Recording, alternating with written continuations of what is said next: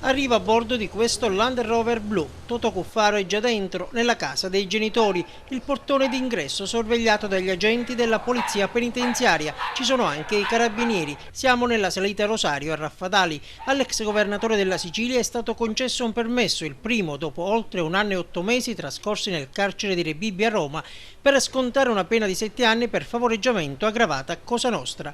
Un permesso di 6 ore per dargli la possibilità di fare visita al padre malato, da qualche giorno tornato nella propria abitazione. I medici dell'ospedale dove si trovava ricoverato hanno infatti dimesso l'anziano per l'aggravarsi delle condizioni. Lacrime e abbracci, raccontano i familiari più stretti.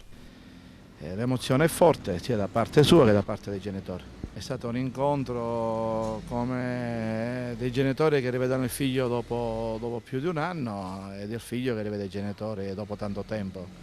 Naturalmente anche se ognuno di loro cerca di bloccare l'emozione, ma poi alla fine non ci riesce, quindi qualche lacrima esce fuori. Camicia azzurra, maglione blu, Toto Cuffaro appena esce viene subito preso in consegna dagli agenti. Tutto in gran fretta, ma la piccola folla radunata trova comunque il tempo per mostrargli il suo affetto. E lui non si tira indietro, per un attimo gira lo sguardo verso la gente e saluta con la mano alzata, accennando anche un mezzo sorriso, un modo per ricambiare l'affetto ricevuto. L'auto della polizia lascia Raffadali con una coda di applausi.